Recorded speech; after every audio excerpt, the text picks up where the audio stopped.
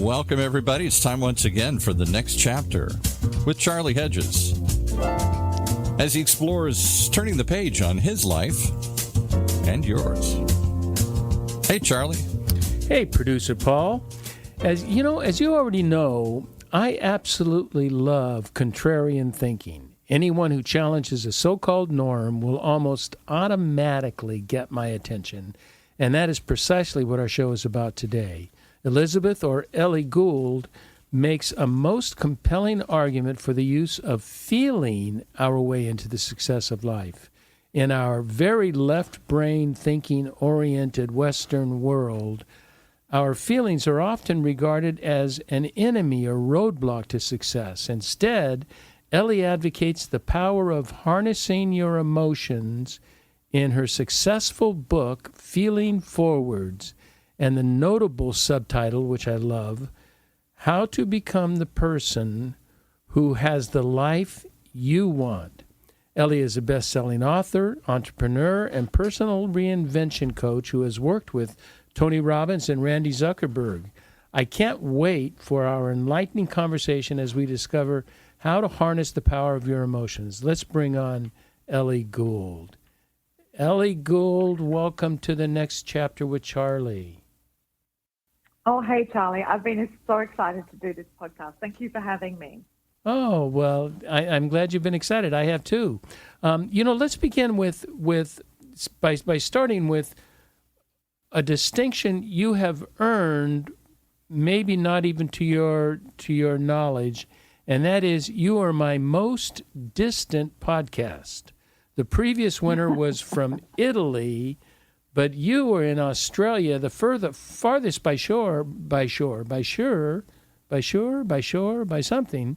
In fact, do you know from LAX the farthest you can fly from LAX is to Sydney? Before that, you start circling the world before you do, after you do that. Yes, and Sydney isn't even my hometown. I actually live in Melbourne, which is towards the bottom of the mainland of Australia, and it's very funny. Anyone that comes from the States or Europe says it's such a long way to get here, but we're so used to traveling for hours to get anywhere. It's like, oh, okay, it's not that bad. What, 25 hours? It's not too bad. Please tell me you fly business class.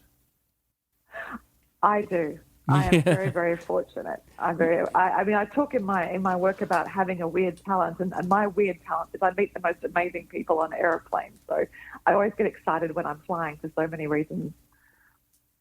That is true. When you're in those seats, many times you meet really fascinating people. Unless you're playing the introvert like me and don't talk to anybody. Yes. And I think what I love is every time I say goodbye to a new friend I've made on the plane, they say, I never talk to anyone usually. And I thought, yeah, it's been so much fun. I flew one time with Jodie Foster, going to France. Oh, really? And then, I wasn't next to her. We were in the same cabin, and there wasn't very many people in the cabin at that time. Maybe half dozen people in the cabin. And when we were picking up our luggage, I said, what do you say to Jodie Foster? What do you say to a famous actress? And I said, are you who I think you are?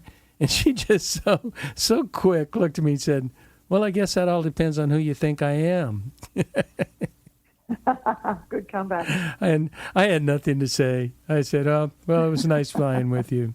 So, Ellie, let's get right into the heart of our topic. And I think you have so many brilliant ideas that are in fact I find a bit contrarian and yet so poignant. There's so many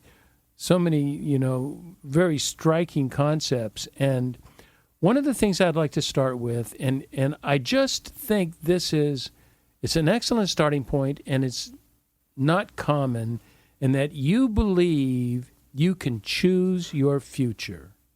And I'm not sure most people truly believe that. So many people feel stuck in life, and I find that so disheartening. How do you respond to that?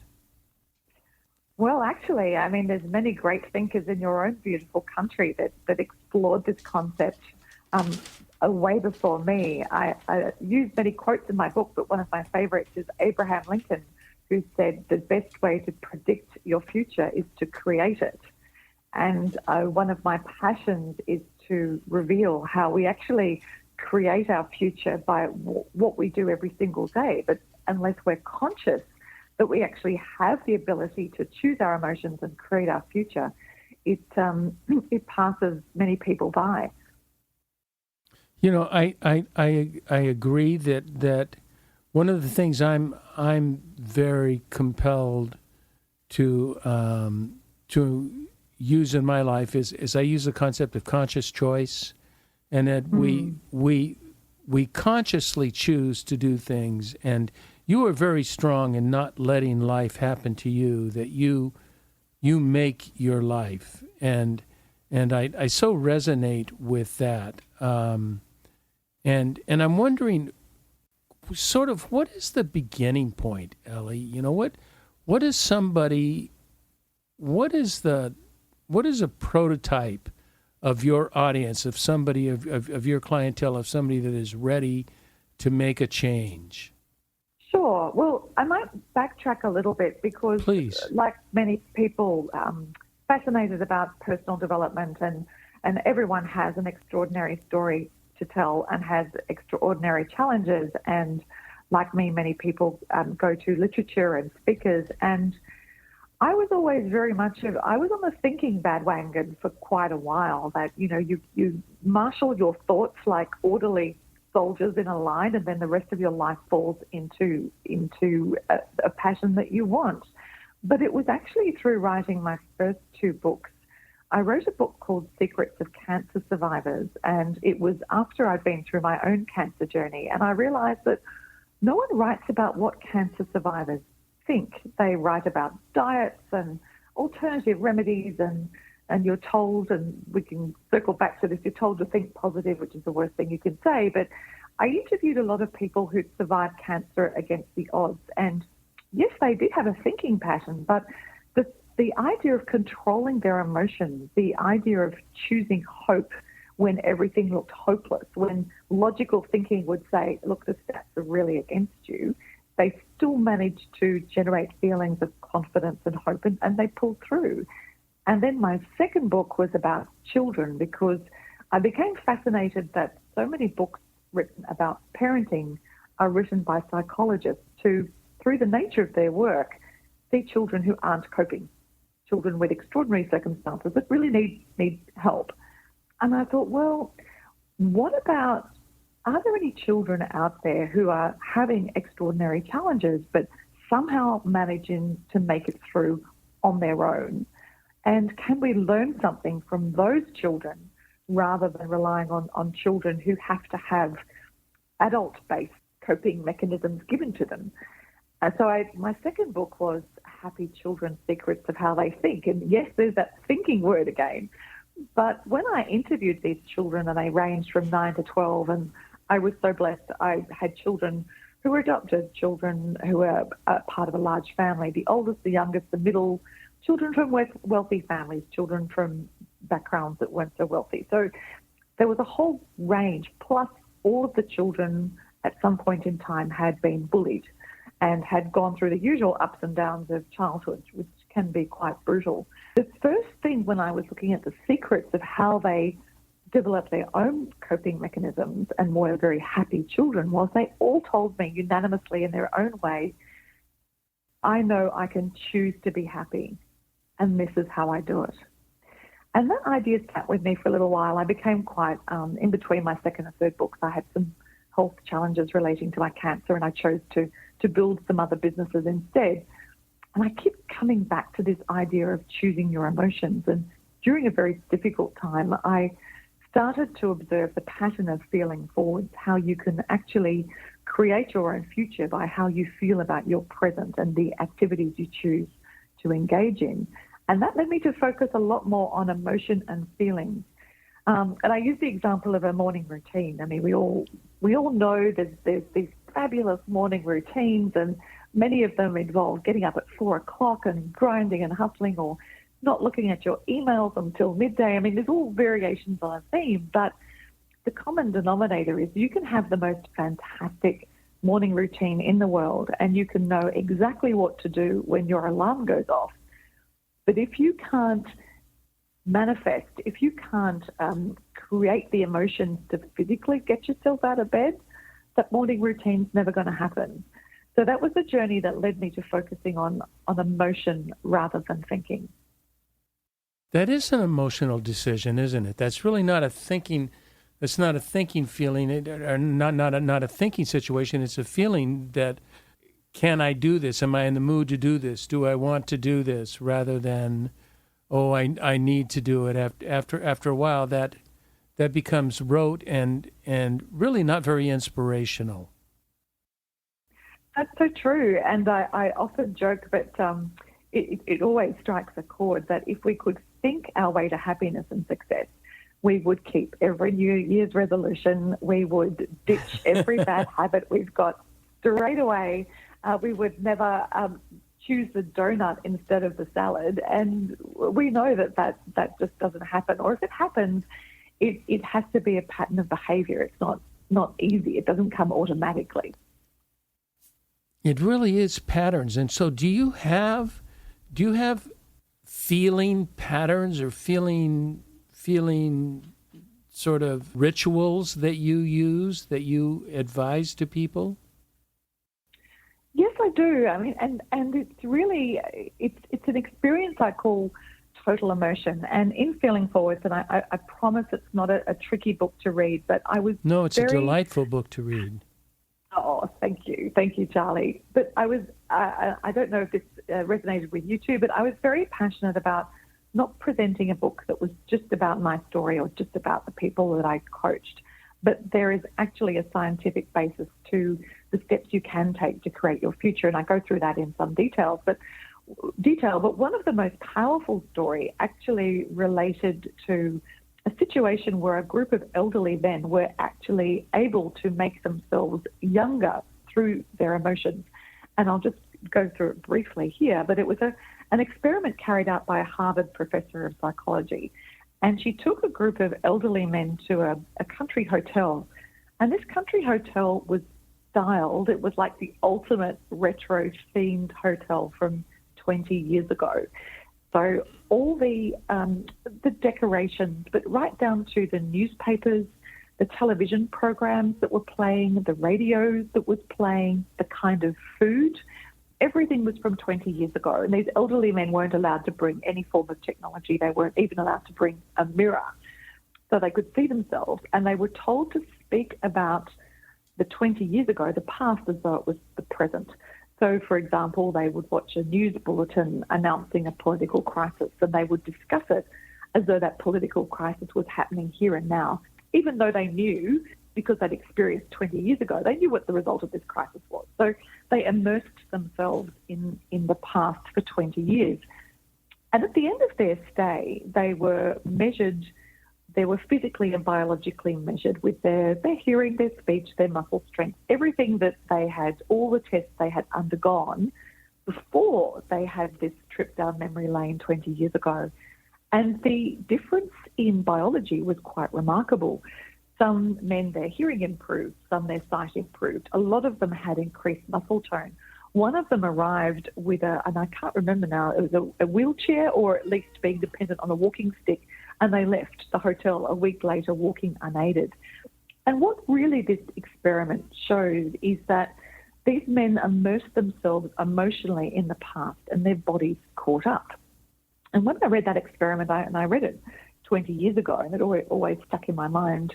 When I was writing Feeling Forwards, I thought, okay, is there a way to immerse yourself in the future you want to enjoy?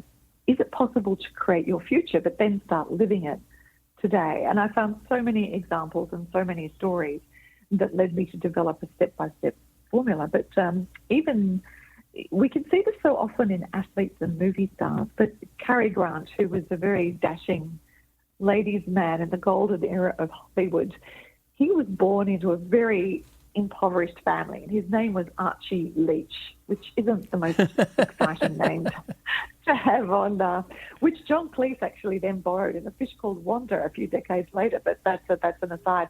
But Cary Grant decided when he arrived in Hollywood, he would look and behave and appear as this incredibly charismatic man that women would swoon over right away. And there's a very famous quote that I behaved like Cary Grant, a book called until he became me or I became him.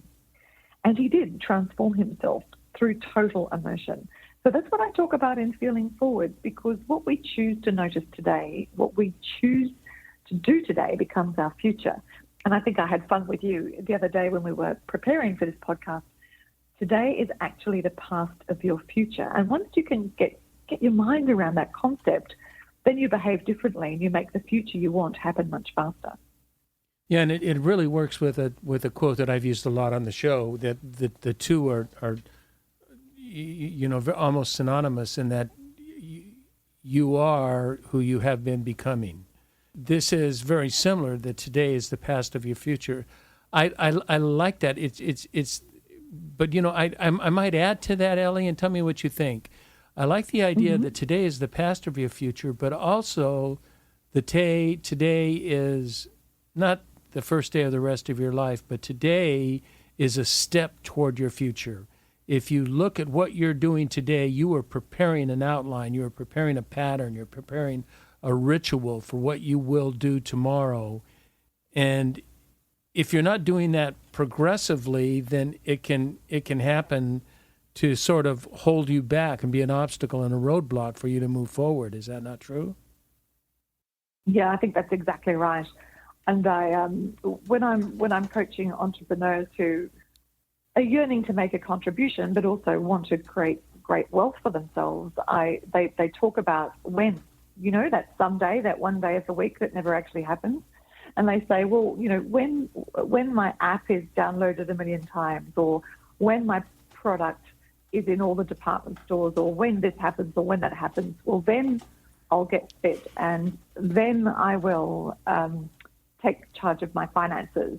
And I'm like, well, no, really successful people have that done now.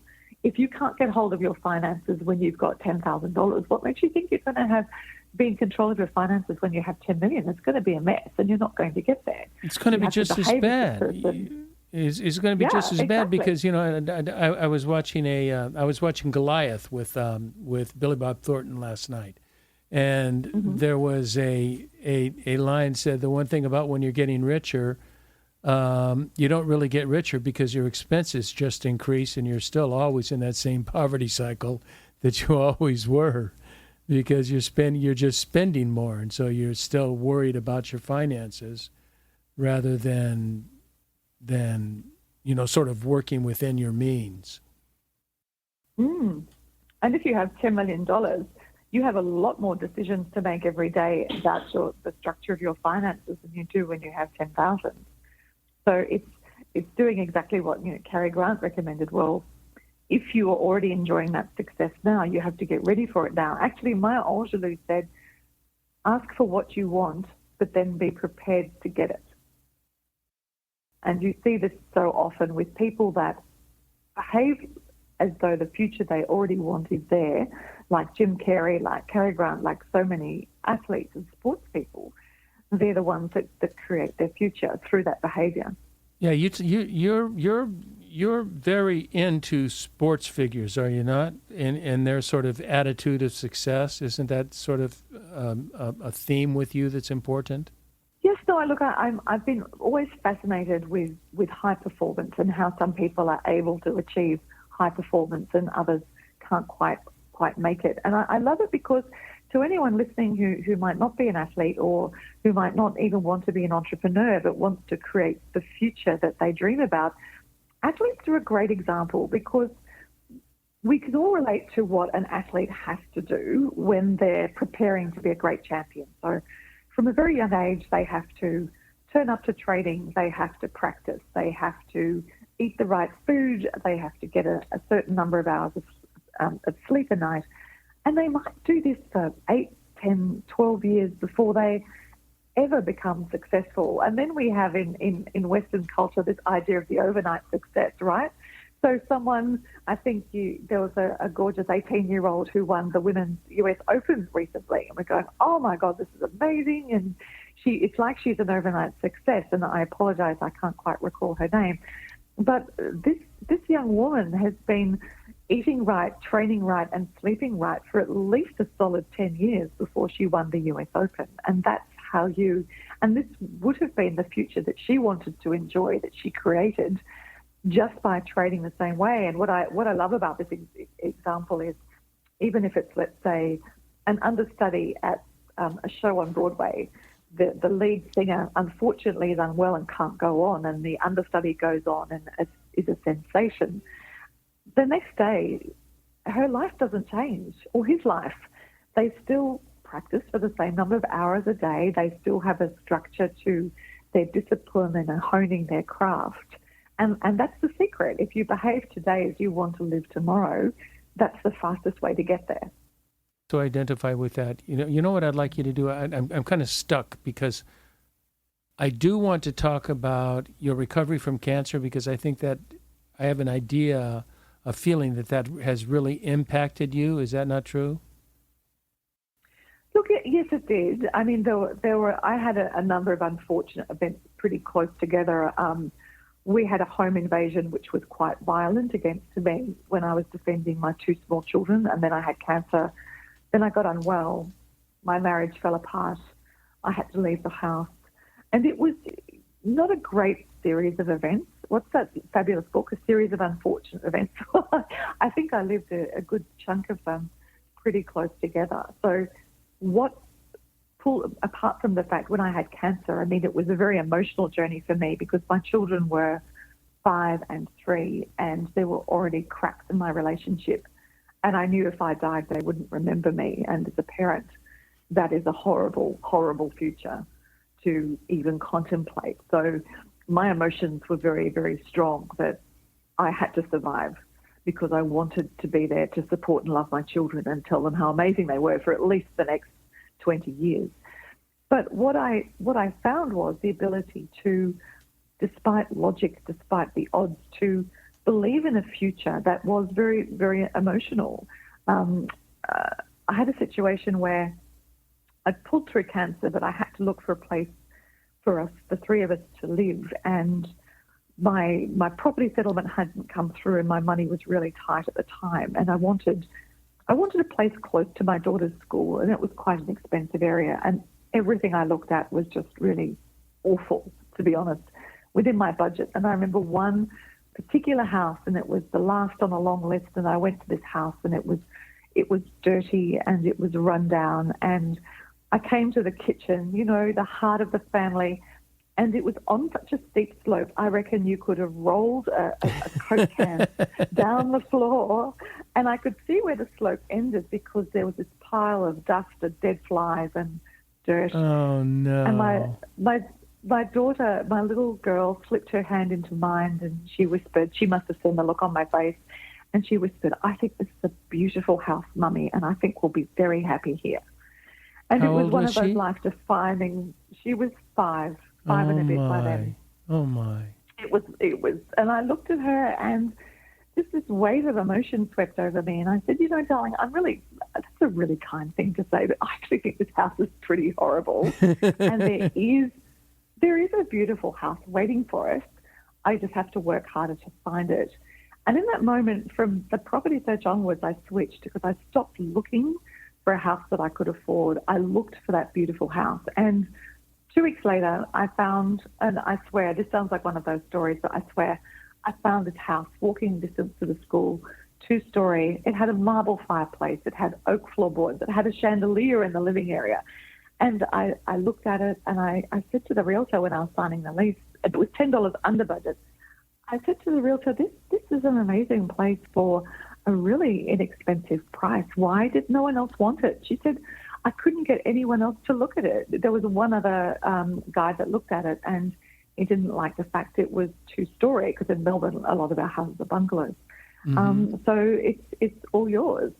And that was the start, and that was a while ago now, but that was the start of feeling forwards and playing around with, okay, if you can harness the power of your emotions to believe in a future that only you can see, just like all those skinny kids practicing basketball, baseball, football, tennis, whatever, that's the power that will get you through. That's the power that will keep you going even when the future seems so far away. But by changing what you believe in and what you're feeling rather than what you're thinking, that's when things can really start to happen.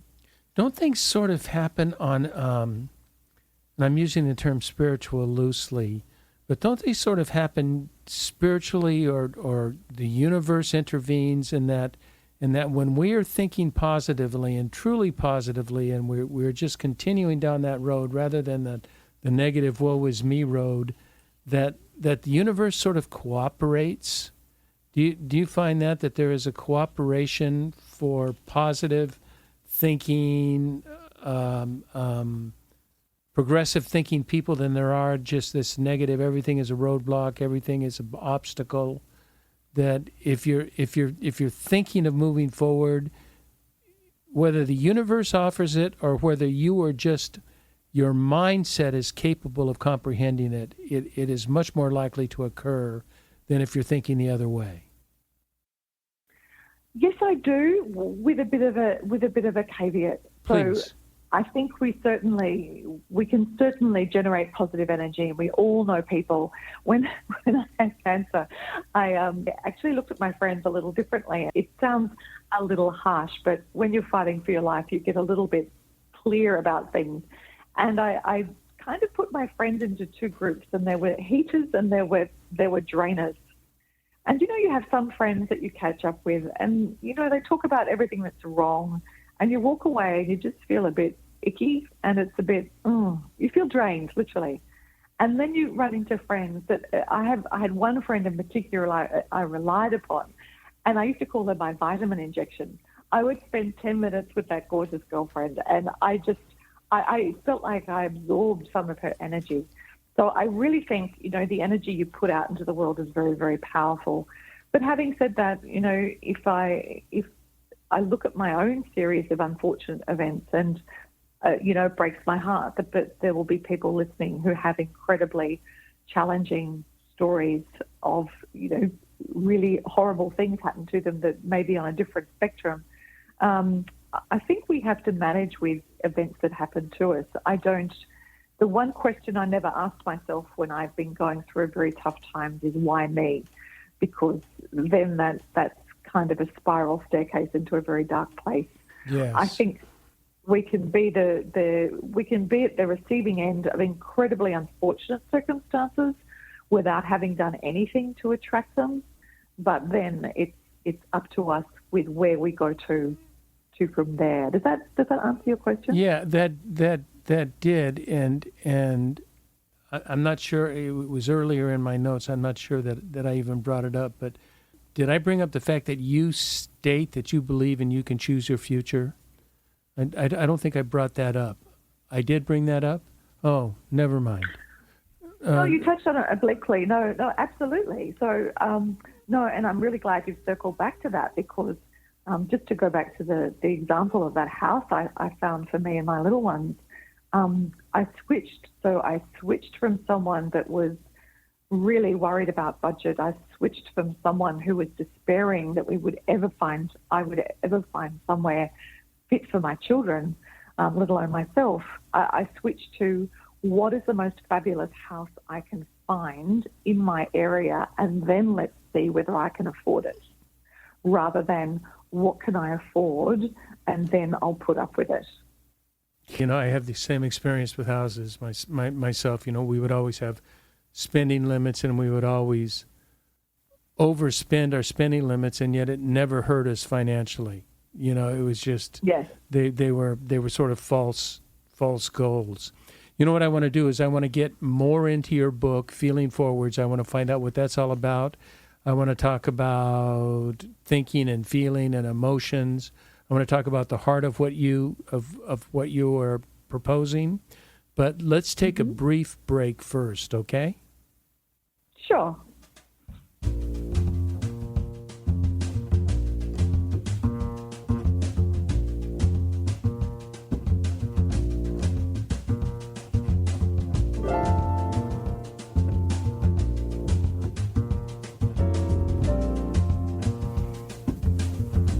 Hi there, this is Charlie Hedges, and you're listening to The Next Chapter with Charlie and my very special guest today, author of Feeling Forwards, Elizabeth or Ellie Gould, and she just has so many brilliant ideas, and we've talked a lot about sort of introduction, and now I want to get into your book and sort of the strategies or tactics that you lay out in that. Tell me about Feeling Forwards. What does that all mean, Ellie? Feeling forwards is a concept that you can, if you look forward to the future you want to enjoy, generate feelings of excitement and hope and confidence. You can actually bring those feelings back from the future into your present and then align them with your activities. So it's very similar to, we touched a little bit on sports people earlier, but sports people are taught to visualize whether it's a gold medal, it's winning the NFL championship or whatever it is. They visualize constantly how it will feel to be on the podium, how it will feel when their team lifts the cup. And then they use that emotion right in the present. So what am I training for? Actually, my husband, who is the very patient and understanding recipient of all my theories and stories before I write about them, but he's an amazing businessman as well, and he was telling me a story the other day, which I absolutely loved, which I'll put in the next book, but it was about a team from a small country in Europe. It was an Olympic team, and they hadn't won an Olympic medal for like 40-odd years. So you can imagine the mental games that they were going through in terms of psyching themselves up to win a medal. And their coach very astutely summed it up. He said, okay, before you do anything, and during the day, I'm talking anything, I only want you to have one idea in your mind, and that is, will this help me win a gold medal? So he's like, it's like right from what time you set your alarm to when you're reaching for a donut, whatever you do, will this help me help my team win a gold medal? And Feeling Forwards is very similar to that, in as much that we talked earlier in this very insightful interview. I love your questions. But we talked about what you do today creates tomorrow. And what I've been reflecting on is, when we're younger, we actually spend or we invest a lot more time and emotion in what I will do when I grow up. And we don't actually ever think a little bit beyond that. And I see so many people, and I coach so many business people who they've got married and they've got a nice house, or they've got their degree or their qualification and they've got a good business, and all their emotions and all their wishing and hoping actually took them up to that point. But then they're like, now I'm not sure. I'm not sure what to do, because they hadn't created the next stage of their future for themselves. So we talked a little bit about total immersion, with how you can actually go back to the past and make yourself younger in this scientific experiment. But what I do, and I call it the Fabulous Future Formula. Yes, I read that. Yeah, that's a course that's coming out soon. It's really choosing your activities, a bit like that member of the Olympic team that had to look at the donut and ask him or herself the question, will this help me get a gold medal? It's very similar to, will what I'm doing today, A, help me create the future I want, but B, would I actually be doing it when I got there? So let's say your dream future is to have your own online business or to generate money from a hobby. Let's leave sports aside for a while.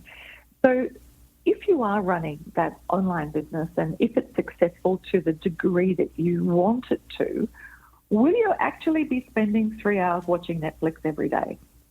And the answer is probably not. You'll be spending those 3 hours on your business.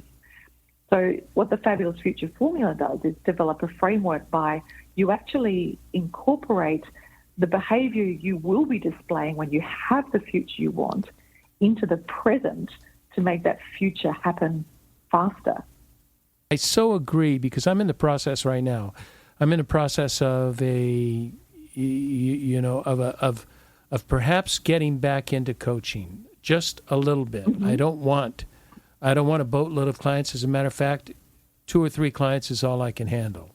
That just is, as a retired guy, I just want to be able to impact the lives of certain kind of people. I have an audience that I'm looking for, but I'm not precisely sure on who in particular would meet that audience. But I know, and I have a coach that I'm working with who deals in this area and is confirming that I have a lot to offer and that this is an ideal goal for me and we're working for it. Yet, you know what, Ellie, I don't know who the clientele will be. I kind of have an idea of a stick figure of that clientele, but I don't have any names in mind. And you know what she has me doing right now? Because I don't know if we talked about it, but I've got a bit of a spiritual background in me and a bit of my mother tongue is Christianity, and she has me praying for my next client, not praying that they will come to me. It's not praying that I would get this client, but I'm praying for the health, the well-being, and the advancement of this person and how I might contribute to that. So it's like I have an unknown selected client that I am actively considering on a regular basis of what might be the best life for them. And that's a unique approach for me. Do you have any ideas about that kind of approach? I like it, but I wonder what you think. I actually love it because that's a version of feeling forwards in itself. Because, and I was going to, we can do a really fun visualization exercise together for the listeners if we have time. But of course, really, with that example, so if while you're praying, you can imagine how grateful the future client is for the transformation you've been able to inspire in them. That's the future that you want to create. That's the life you want to have. Nailed it. If we work backwards from that, so you think, okay, I'm going to have this incredible client. I'm going to transform their life. In what way? We don't need to worry about that because that's what they will bring to this picture. But then it's like, okay, to be able to deliver that transformation, what do I have to do now? So then you prepare for the client, and that's the part of the feeling forwards process. So you might think, and I don't know, I'm just tossing ideas here. This is so interesting, but you might have to reorganize your study, for example, to create a more inviting space for your client. You might want to change your Zoom background. You might want to develop a journal that's specifically tailored to your methodology. So when you do, this client does come to you, and I always say, don't worry about how, because we get so fixed on how something's going to happen. We cut ourselves off to all sorts of possibilities. Then when the client appears, you'll be ready for them, and you would have created the future you want to enjoy. Yeah, and it's a very interesting process, Ellie, because the process, I've been an executive coach for 25 years, but this is a very different process. I've been executive coach in the business arena, and so that is typically some sort of behavioral mitigation, trying to help this person improve in a certain area. And I'm not necessarily after that. I'm after that. What I'm looking for is what makes this person tick? What does this person love to do? What are they good at? What are the obstacles? What's getting in the way? And sort of removing those, but with the whole intention is to help this person be more fulfilled in their life rather than being, okay, I'm better with disgruntled people. It's not that. And so it's a whole new process for me that is I like your idea of journaling, what that looks like. I think that's very helpful. Now, I'm very interested. I'm looking at our time here. I'm very interested. Anytime you have I'm a guinea pig. Anytime you want to put me through a guinea pig situation, I'm very happy to do that, and actually I would like to do that, but I think we would be remiss if we did not talk. And I don't know if this has to do with hemispheric brain thought or whatever, but your really astute opinions about the difference or the needs for thinking and feeling. It's not necessarily thinking versus feeling, but that we live only in the thinking world and have sort of underplayed the feeling world. And yet you were saying things that I wrote down these things here and tell me if they're right. Emotions are not the enemy. Emotions keep you from falling apart. You can choose your emotions. Your feelings do not have to take control over you. There are very different thoughts about feelings that, feelings are almost viewed negatively, except for the exciting feelings. Yes, look, and the interesting thing is, in the latest neurocognitive research, it's been shown that a feeling, a thought, and a choice are actually simultaneous. So for a long time, which I think bolstered up this idea that thinking and logic will save us, for a long time it was thought that we had a thought first, and then we chose a feeling associated with that thought and then made an action. But actually, it's been shown in the brain now, and if anyone's interested, Dr. Caroline Leaf has done some incredible work in this area, but it's actually simultaneous. So we are physically and mentally, or in terms of mentally using our brain and our mind, capable of choosing a thought and a feeling equally easily. However, that's not what we are used to doing. But I'll give you a really accessible example, which I'm hoping may have happened to many of your listeners and maybe even yourself. Let's say you're taking a lunch break and you run into an old friend in the street.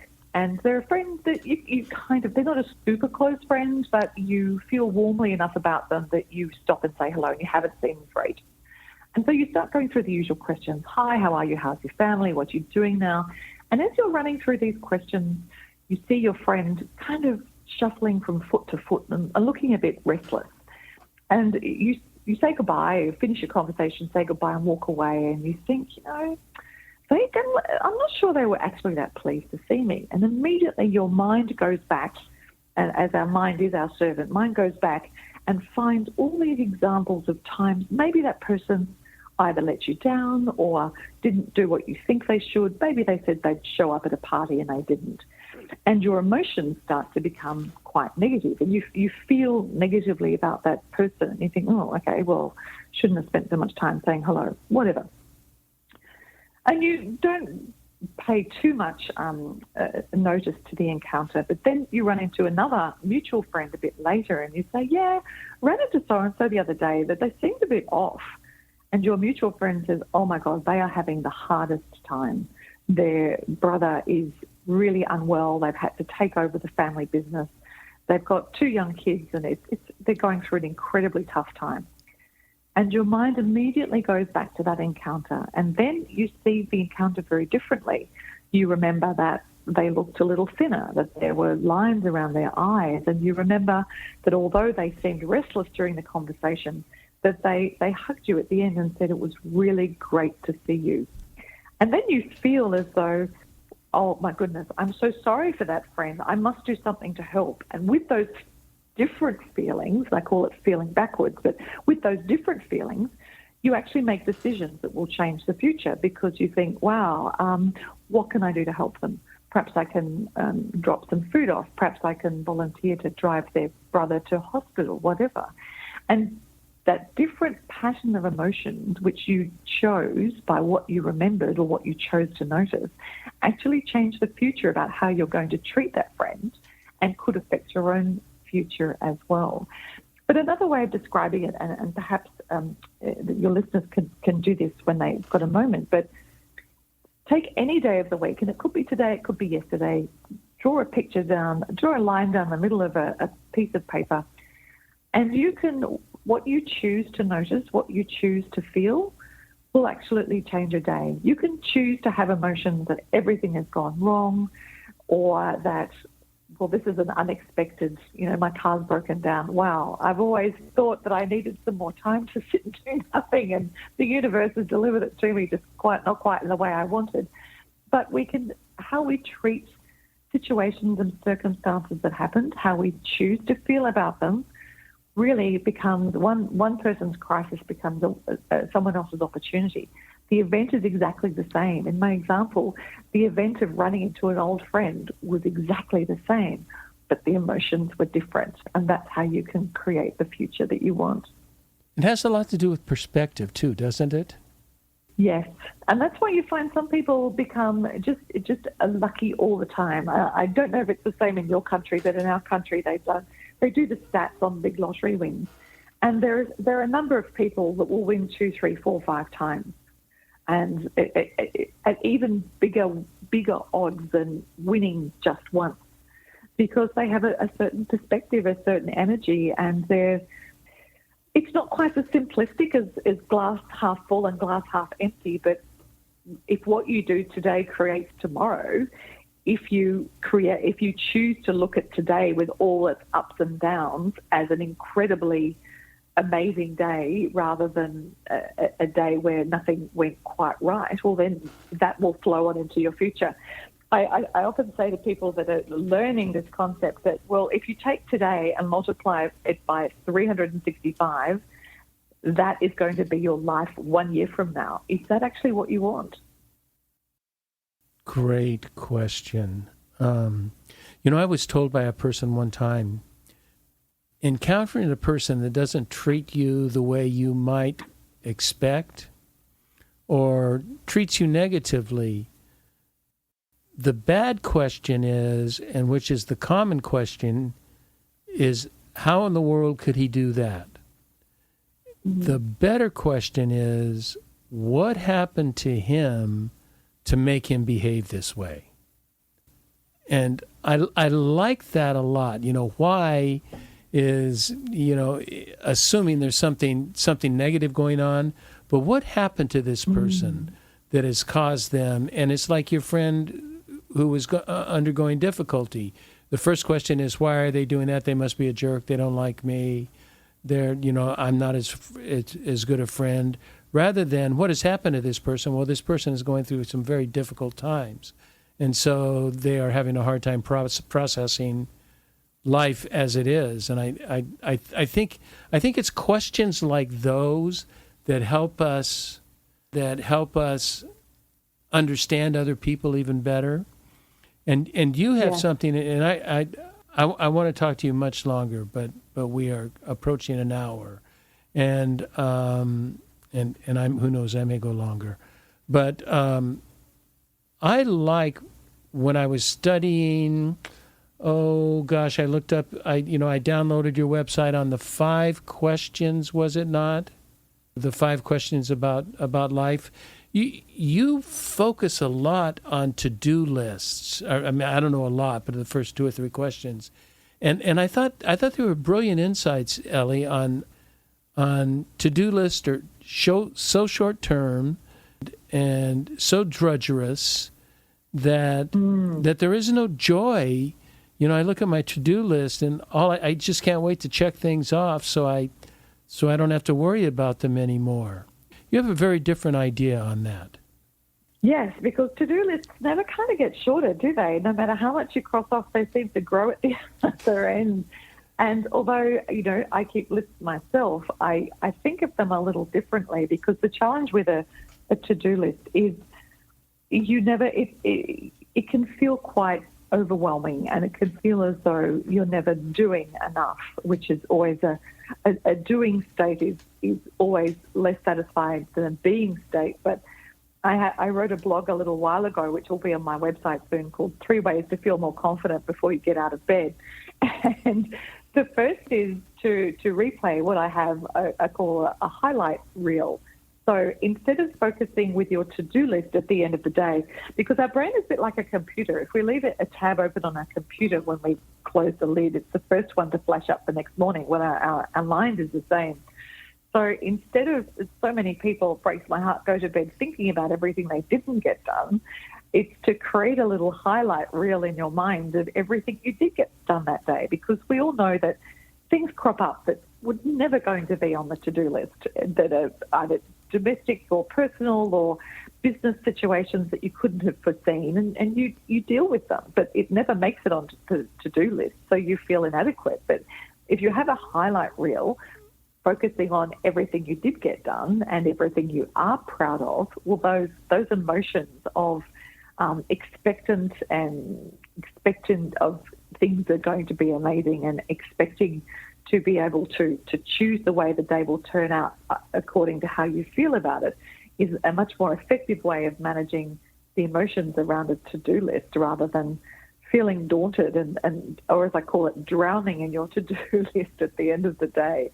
I really believe in positive thinking, but this is not some trivial positive thinking methodology. You have a very thoughtful process and a very helpful process that I want to encourage our listeners to get your book and to go. I've got your website here at elizabethgould.com, and they can access all sorts of different teachings and different learnings. You said you wanted to put me through a little process. Is that a long process or is that a short process? I can summarize it. It's in more detail in the book, but it just on the topic of visualization, because I can maybe surmise that a lot of listeners will be thinking about, well, how do I visualize using emotion?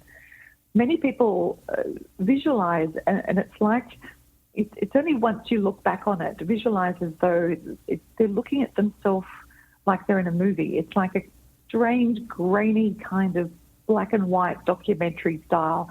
If you ask someone, for example, to visualize winning an Olympic gold medal, it's like they're a shadowy figure in the distance and they see the crowds and whatever else.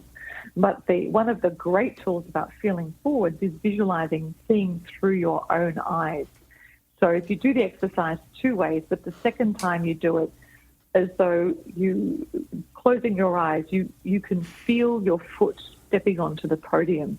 You look out at the audience through your own eyes. You feel your head go down and the weight of the medal around your neck. And then you see the crowd roaring your name and hear the national anthem. And that's one of the exercises we use in feeling forwards, when you're not only thinking about the future you want to enjoy, but you're actually feeling it before it happens. So you'll have to get back to me, Charlie. Have a play with that when you've got a few moments, and I'd be interested to know. I've had my clients say it's like a 10x experience of visualization doing it that way. Oh, well, I want to find out more, and I do want to tell me, are you ready to do a promo for your upcoming TV show, or do you want to hold off on that? Oh, yes, please. I'm super excited. We were talking about being in Orange County, California, and so I've been to LA, but not that part of California before, so I'm super excited. So I'm appearing on a show called 2 Minute Drill, which is already shown a couple of seasons. It's on Amazon Prime with the Bloomberg TV network, and I will be a guest host on an episode in the third season. So, but David Meltzer, who's the host of that program, is not only an incredible guy and philanthropist. His goal is to make over 1 billion people happy. But he's hosting the show. He used to be CEO of the agency that Jerry Maguire was, the movie was inspired by. But incredible human and really a successful and astute business person. So your listeners can dive into the show now, but I'll be there in January to do a taping of an episode. So when will it air? Will it be like a year?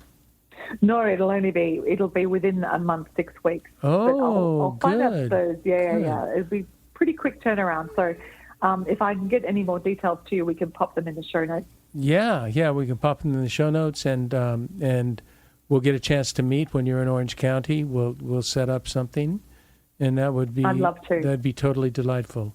Well, Ellie Gould, you're so fascinating, so insightful. And I love the contrarian, the new thought, the different thought. This is not, you're not coming up with the same old, and I I so appreciate that. I think you have so much to offer.